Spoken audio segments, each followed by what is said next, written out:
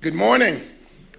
What a joy it is to be here this morning, and I am really excited about being here. What I'm really excited about is that how the name of Jesus, can bring people together across so many boundaries, across so many tribes and religions.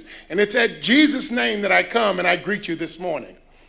I first want to give honor to Your Excellency, and it has really been a joy to be here, to be with President Ruto, as well as the First Lady.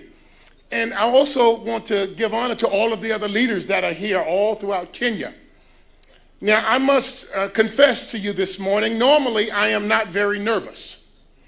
But this morning, I was struggling with some issues, even as I prepared for this morning. And they were some personal issues.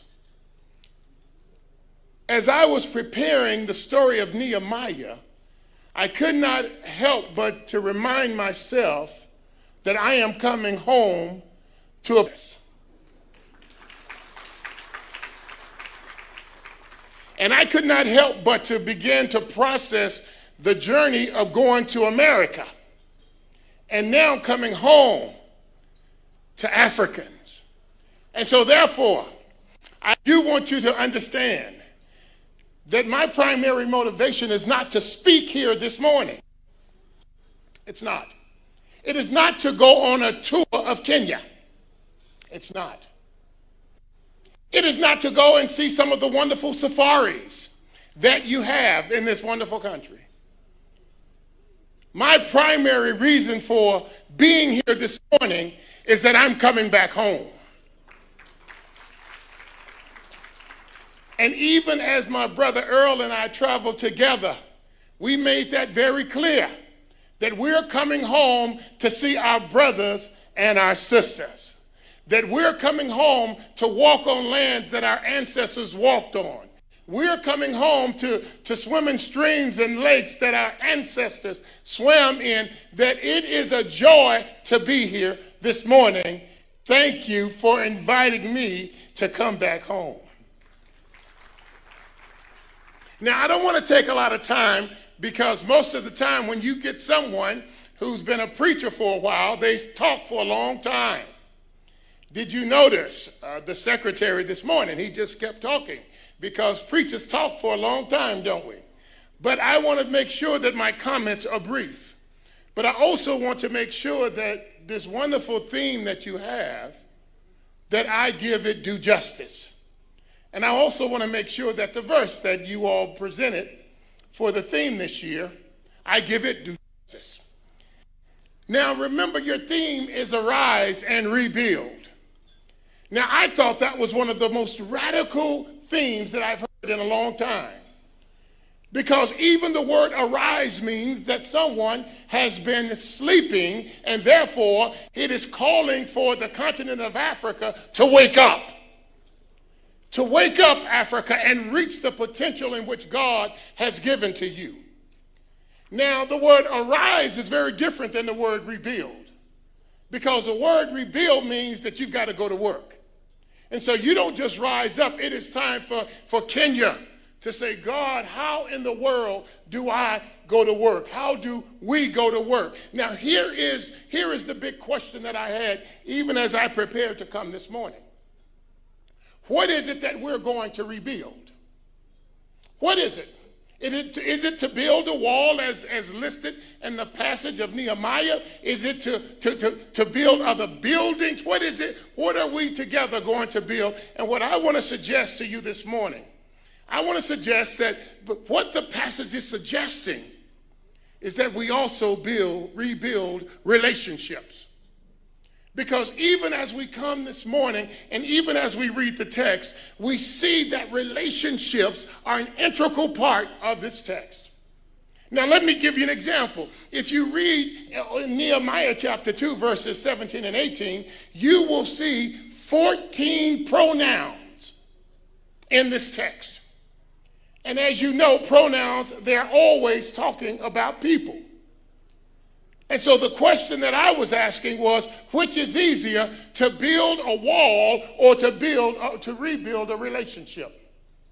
Because rebuilding a wall, you use bricks and mortar and concrete. But to even say that we're going to rebuild a relationship, it is saying, how do we rebuild trust? That's what your Gen Z is asking. How do we rebuild respect? How do we rebuild love? And so this morning, as a theme, what I want to just suggest, I want to give you just some principles on how to rebuild and on what to rebuild.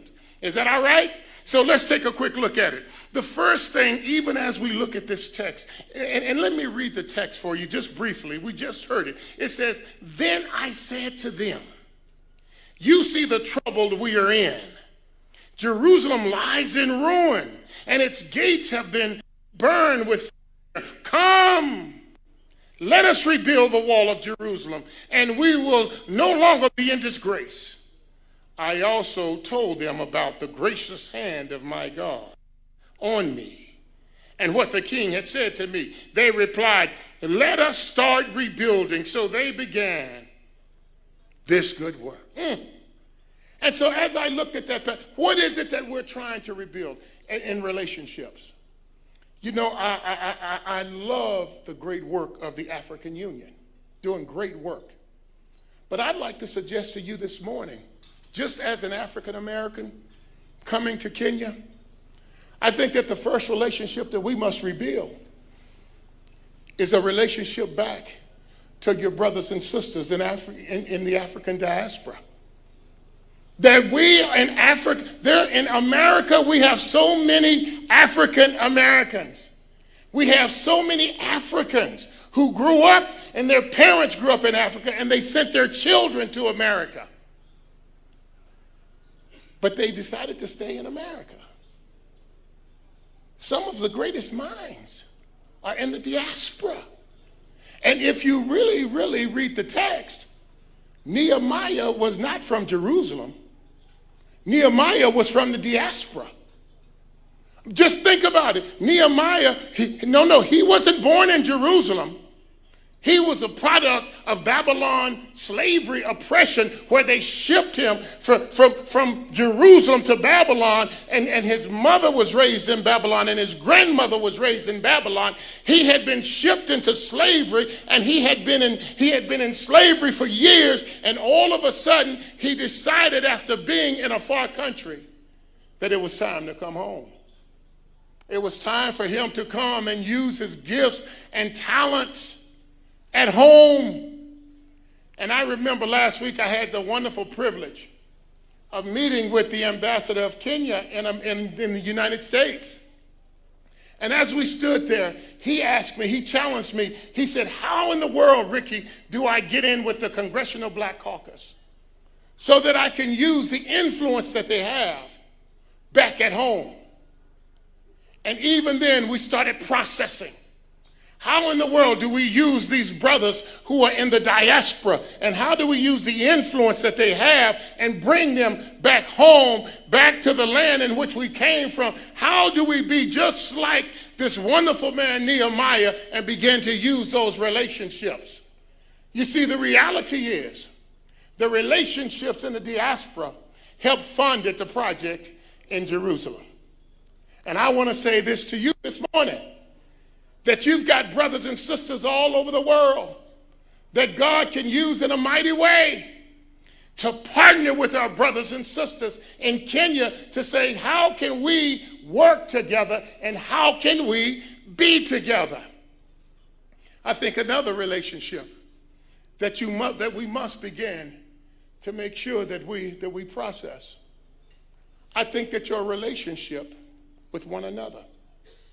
If you read this wonderful passage, you see that within all these pronouns, they are trying to build this relationship with one another. And one of the tragedies could always be that you have relationships to the diaspora, but you don't have relationships here at home.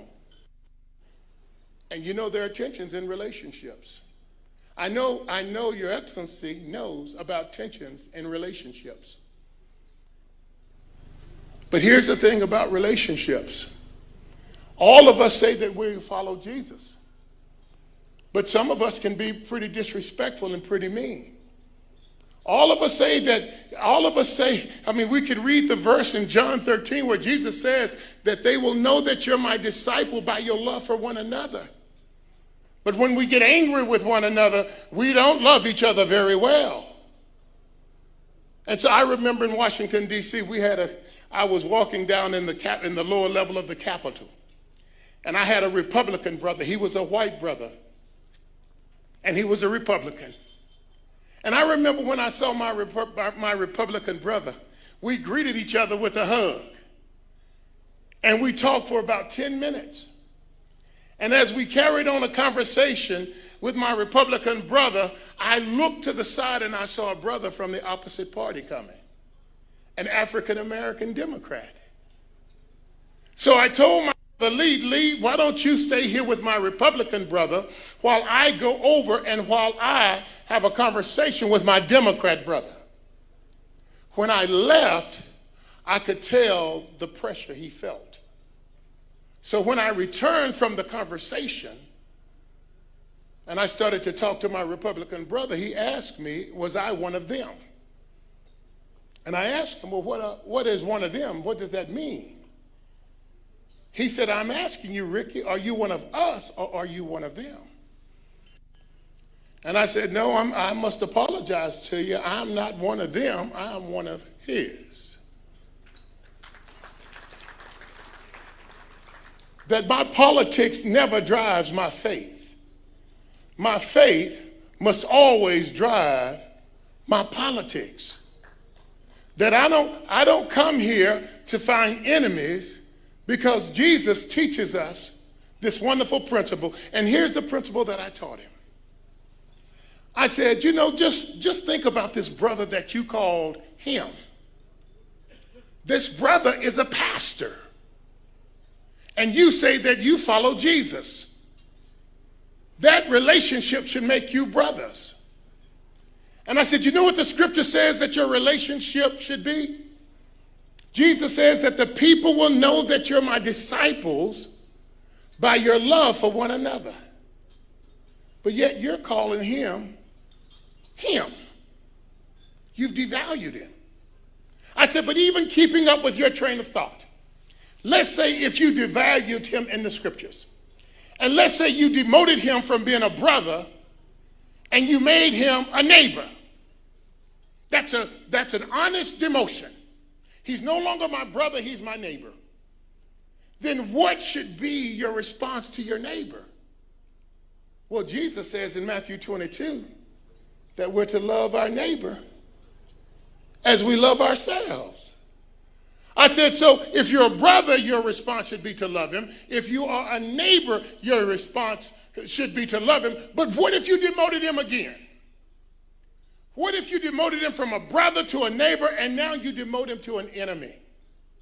You don't like him. You don't want to be around him. He is now your enemy. The question is, what is our response to our enemy? In Matthew 5, Jesus says that we're to love our enemies.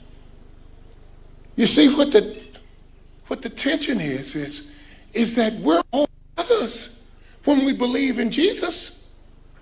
There is no room for disrespect. There is no room for a lack of love. There is no room for trust that doesn't exist when we follow Jesus. And so my brother, he looked at me and he said, so what are you saying?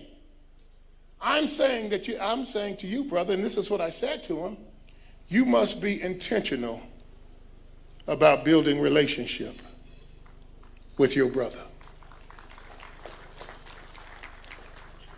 What if all of our political leaders were intentional about building relationships on the other side?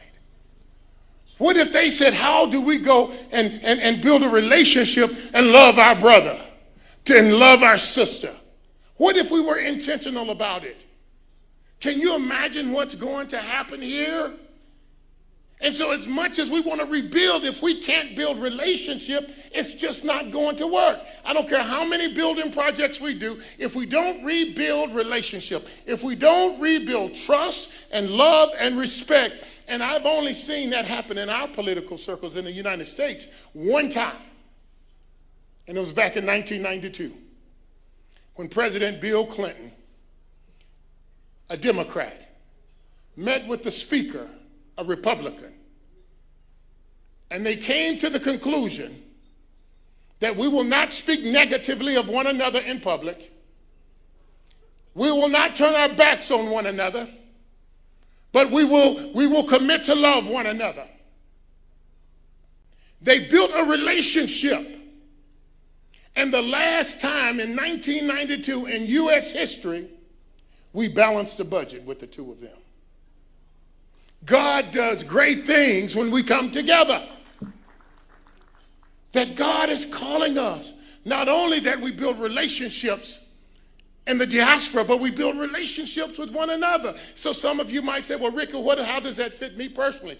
What about the parent who hasn't seen their child in a long time? What if you said, hey, how do I rebuild a relationship? Or what about if you've gone through a divorce and you've not spoken to your ex? What about saying, how do I build a bridge? What about the neighbor that you don't really like? How do you begin to build relationships? What about your Gen G? How do you build the bridge? You know, I have children. I have 5 children, 4 boys and 1 girl. What's fortunate is my 1 girl can beat up all of her brothers, but I have 5 children. And I remember last year coming to the prayer breakfast. And when my brother Earl and I got back home, we saw the Gen Z's frustration. And Earl asked, Rick, what do you think the problem is? What Gen Z is dying, and I'm talking because I have Gen Zs. They're dying to be loved. They're dying for a seat at the table. They're dying to be respected. And I won't ever forget when my boys were growing up, because sometimes as parents, we want our children to stay children all of their lives. But that's not the case with Gen Zers. Gen Zers have grown up, they've gone to college. Some of our Gen Zers are smarter than we are. I have a daughter, she's a doctor. Whenever I need advice on my health, I don't go to a hospital, I call my daughter. Whenever I want to invest my money, I don't go on and go to a bank, I call my son Caleb. When I need counseling and when I need therapy, no, I don't go to a psychologist, I go to my son Micah. Because all of my children have grown up. And they're no longer children. They're adults.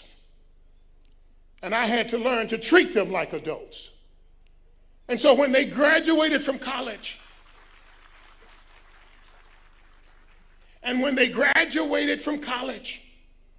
I took each of them out to dinner.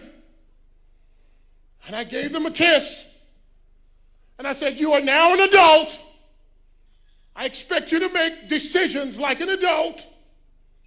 I don't have to go and live anywhere in your neighborhood. None of my kids live within 1,000 miles of where I live. But they all act like adults. And one of the most frustrating things that could happen to a Gen Zer is that you keep treating them like a child. And I got to tell you, I started praying for Kenya. Because, I work with young people. I mentor young people. I understand a little bit about their minds. And one of the things I prayed for is I said, here's my prayer. I said, Lord, I pray the adults would apologize to our Gen Zers. I pray, see, it's like African Americans. We live in America, but a lot of times we don't feel respected. And people ask, why is there always a race issue in America? I can tell you why. Because no one's ever apologized. No one's ever said, I'm sorry for the horrific pain that you experienced. They've never done it in our history in this country. And I just want to suggest to you, when we're talking about relationships and we're talking about really rebuilding relationships, wouldn't it be beautiful if leaders would stand up and say to our Gen Zs, we had you arrested, and we know that had to be traumatizing, and we're sorry.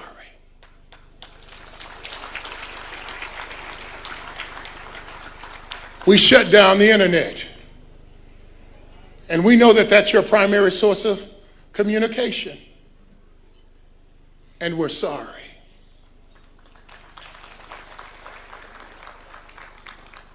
Now we want to bring you to the table so that you can have a voice, because you're no longer a child. You're an adult. And we want to begin to say, how do we begin to treat you like an adult? I won't ever forget the time, and I'm almost done. I won't ever forget the time when a guy gave me permission to be an adult. I was in the NFL, my first year in the NFL. We had a coach he was a German guy by the name of Marty Schottenheimer. And when I got to Cleveland, I would go in, and when I would see the head coach, Marty Schottenheimer, I would say, hey, how are you doing, Coach Schottenheimer? And he looked back at me and he said, I'm doing fine. How are you doing, Player Bolden? And the next day I would see him and I said, well, Coach Schottenheimer. And he would say, okay, Player Bolden. And after about a week, I went to him and I said, why do you keep calling me Player Bolden? He said, Ricky, you're an adult now. You don't have to call me Mr. Schottenheimer. You don't have to call me Coach Schottenheimer. You can refer to me as Marty. That's my name. You are a man now. I expect you to act like a man. And that's what our Gen Zers are crying for. They're crying for the right to be adults, because they are. They've gone to college. They've buying their own house. They're getting married. They're adults. And I want to encourage you even here today, Kenya. I challenge you that when we start talking about rebuilding relationships, then the question is, how do we begin to rebuild the relationships with our Gen Zers? Because they love you, they care for you, they respect you, but they don't feel respected.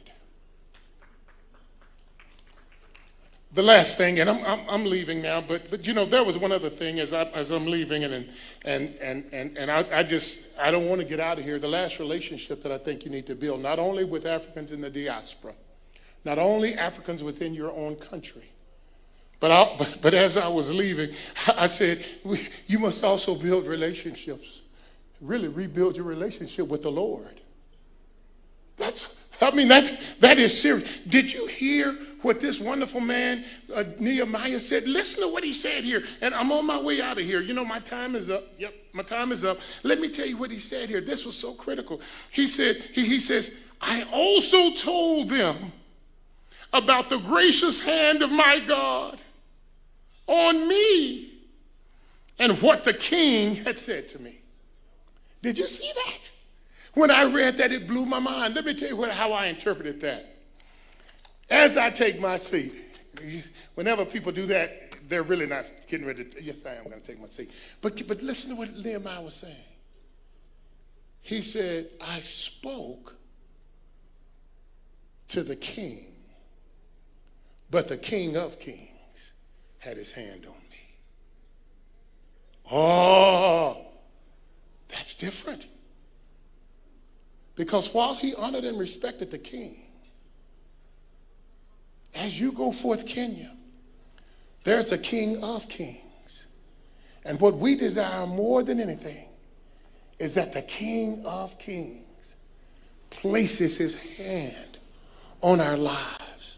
And when you have the hand of the King of Kings on your lives will be blessed, and Kenya will never be the same. God bless you. God keep you.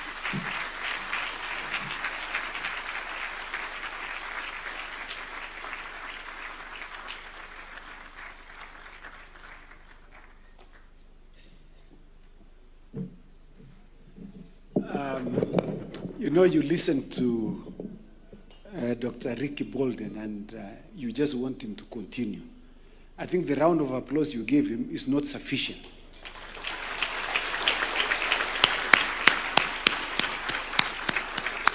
Thank you very much, Ricky.